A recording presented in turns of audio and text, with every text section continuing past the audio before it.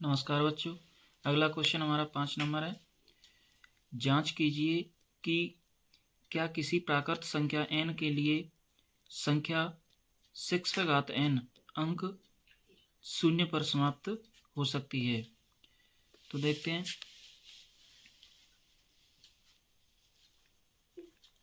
यहाँ n एक प्राकृत संख्या है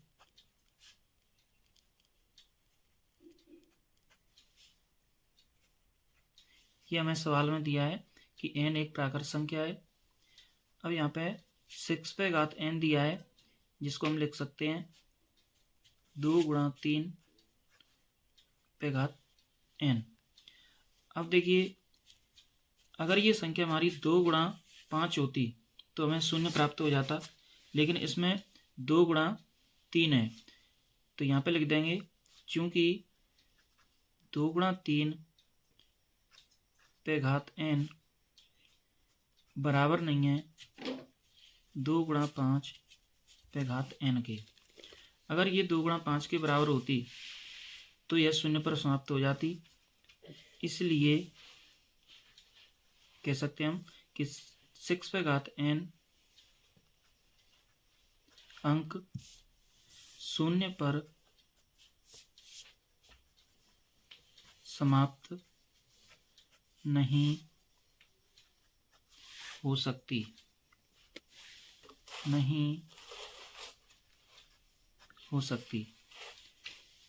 तो बच्चों, आप समझ चुके होंगे कि अगर कोई संख्या शून्य पर समाप्त होनी है तो उसमें उसके अभाज्य गुणनखंडों में 1 2 का अंक और 1 5 का अंक होना जरूरी है। लेकिन यहाँ पे जो संख्या हमको 6 दे रखी थी उसके अभाज्य गुणनखंड 2 और 3 है, इसलिए ये संख्या कभी भी अंक शून्य पर समाप्त नहीं हो सकती। नमस्कार बच्चों। अगला क्वेश्चन हमारा 6 नंबर है।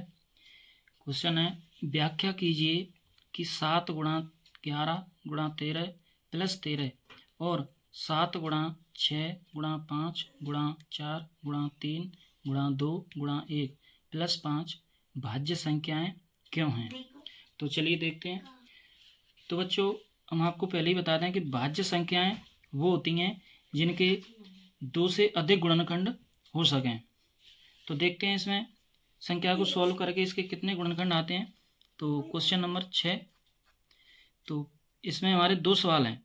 एक तो 7 गुणा 11 गुणा 13 और प्लस 13।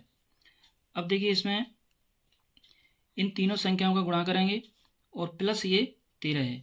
तो 13 को हम क्या करते हैं कि इसमें से कॉमन ले लेते हैं, क्योंकि यहाँ से यहाँ तक अकेली एक संख्या बन जाएगी ये, और ये अकेली अलग है। तो इसमें से सबसे पहले हम 13 को कॉमन निकाल लेते हैं। तो ये हमने कॉमन निकाल लिया 13। तो यहाँ रह जाएगा 7 गुणा 11 और प्लस यहाँ पर रह जाएगा 1। अब देखिए, ये हो गया 13 और ये गुणा 11 गुणा 7 ये 77 हो गया और ये प्लस का 1।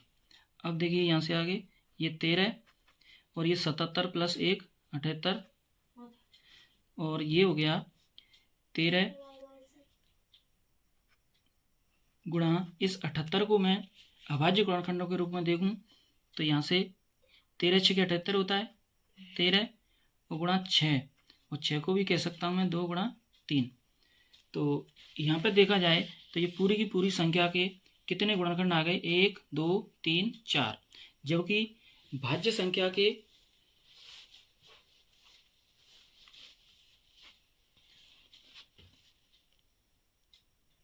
तो बच्चों हम यहाँ कह सकते हैं कि यहाँ पे हमारी संख्या के 2 से अधिक गुणनखंड आ चुके हैं, इसीलिए यह एक भाज्य संख्या होगी। तो यहाँ कह सकते हैं क्योंकि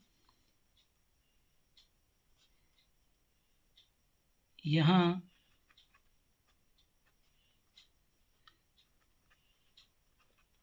संख्या के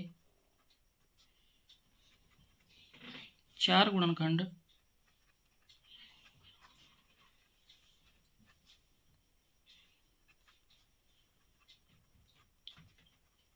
आ चुके हैं, इसलिए यह संख्या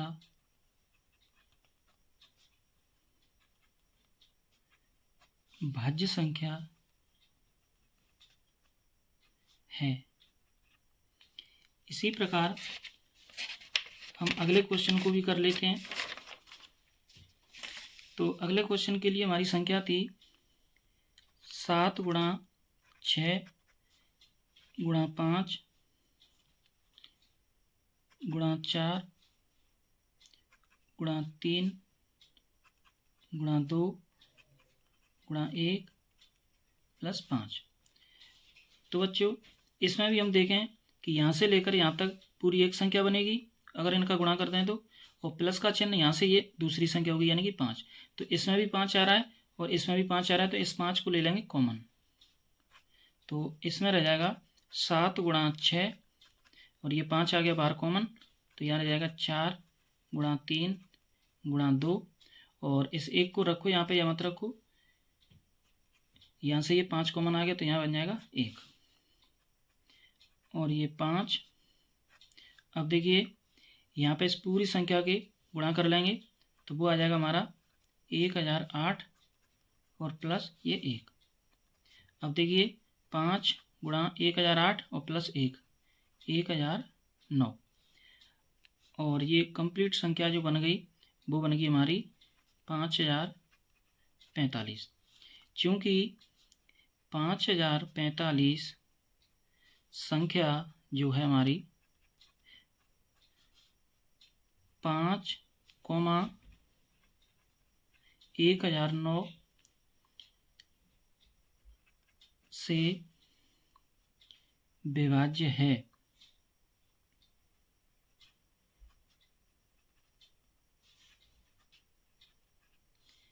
इसलिए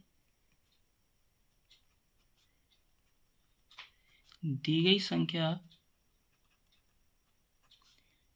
भाज्य है। क्योंकि यहाँ पे हम 2 से अधिक गुणनखंड आ चुके हैं।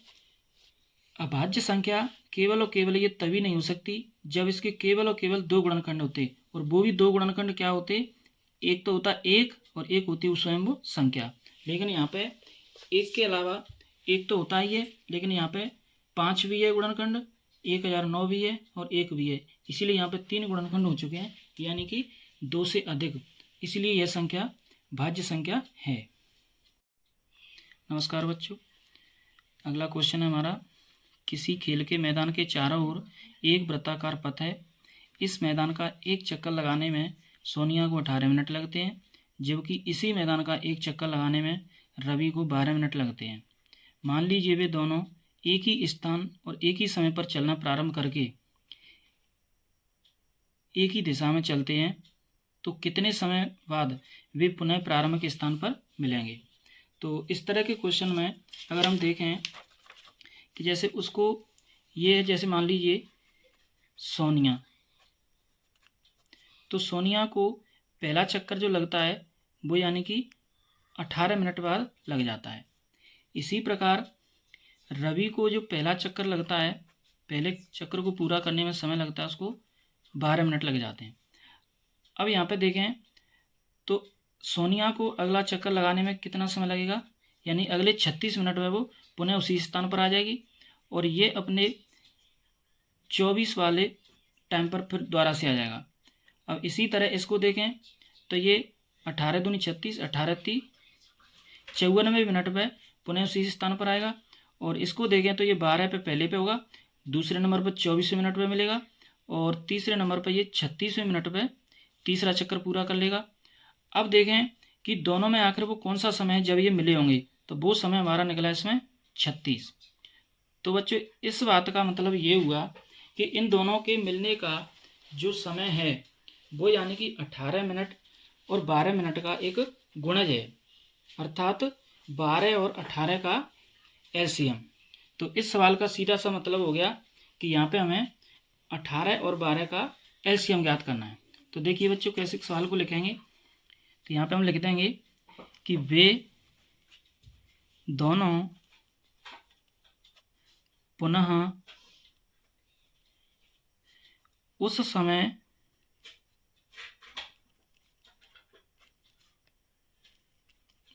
बाद मिलेंगे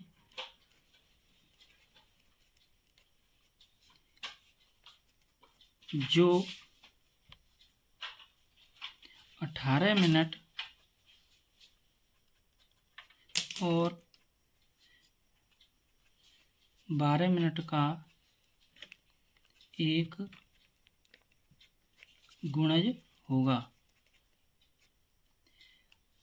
तो यहाँ 18 और 12 का LCM ज्ञात करने पर, अब हम देखिए यहाँ पे अभाज्य गुणनखंड विधि द्वारा 18 और 12 का गुणनखंड ज्ञात कर लेंगे।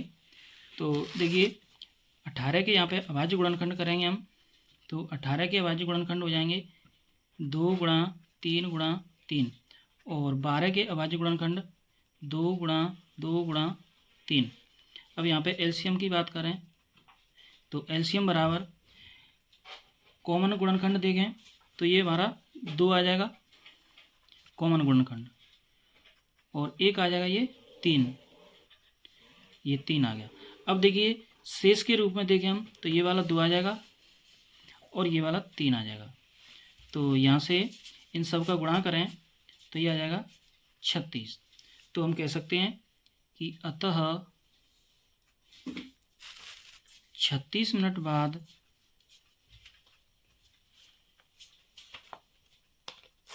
वे दोनों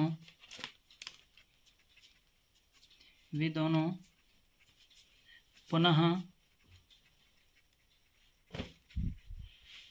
प्रारंभिक स्थान पर मिलेंगे। तो बच्चों ये हमारा 7वां सवाल कंप्लीट हो गया। वीडियो पसंद आए तो लाइक करें, शेयर करें और चैनल को सब्सक्राइब करें।